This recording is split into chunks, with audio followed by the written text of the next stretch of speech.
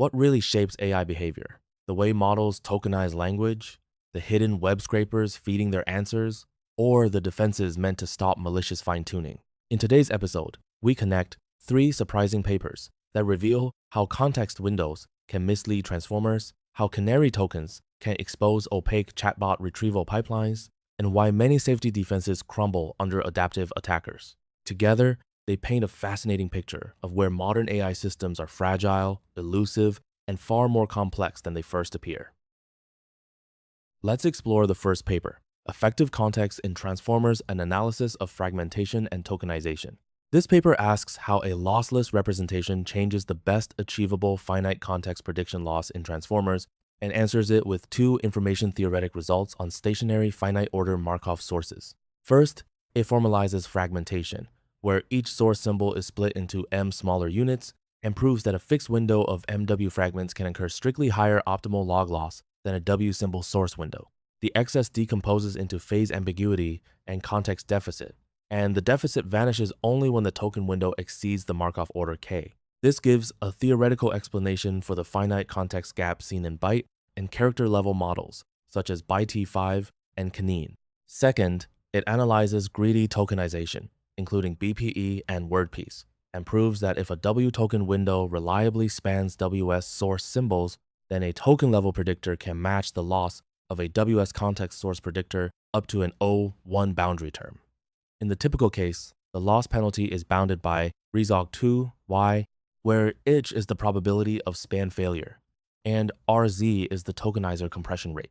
On Wikitext 103, the measure slack stays near 0 until WS reaches roughly 5 times W. And on a synthetic binary order 1-2 Markov source, BPE lets a much shorter token window reach the entropy rate plateau. The main novelty is that average token length is not the right metric. The lower tail of the source band distribution determines effective context.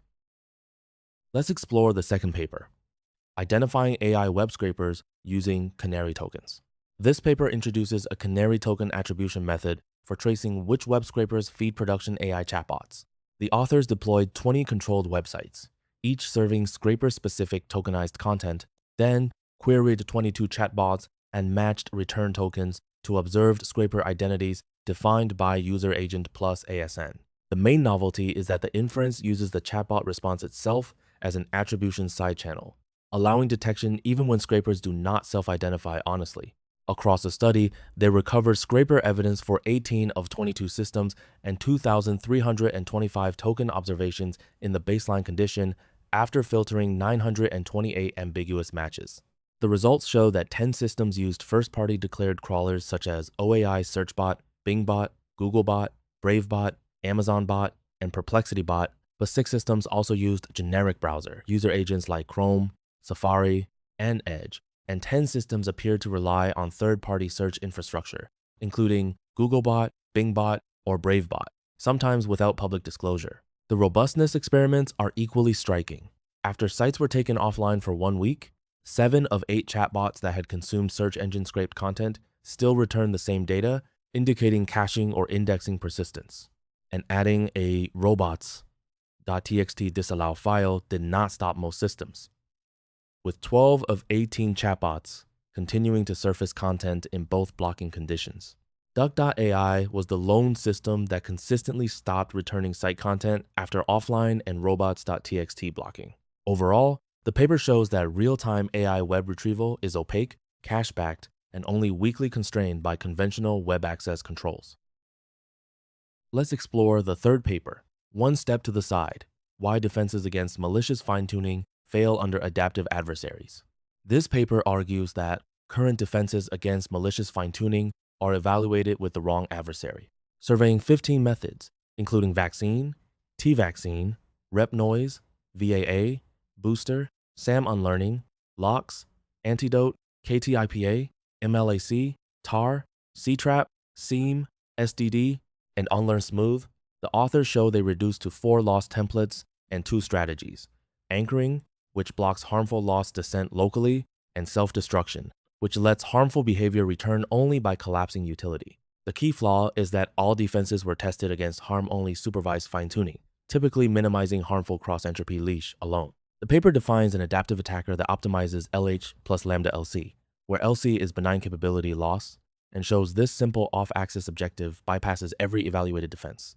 On defended checkpoints from Llama 2, 7B, Chat, Quinn3, 8B, Instruct, and Llama 3, 1, 8B, Instruct, the unified attack, Sidestepper, raised harm bench scored harmful response rates by 0.2 to 0.738, while keeping average changes on MMLU, Truthful QA, Hella Swag, and ArcEasy near zero, typically between negative 0.018 and 0.065.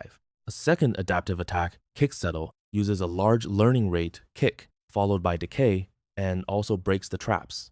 The central technical result is that these defenses obscure the path to harmful behavior rather than removing the capability. So adaptivity and fine-tuning is enough to recover it.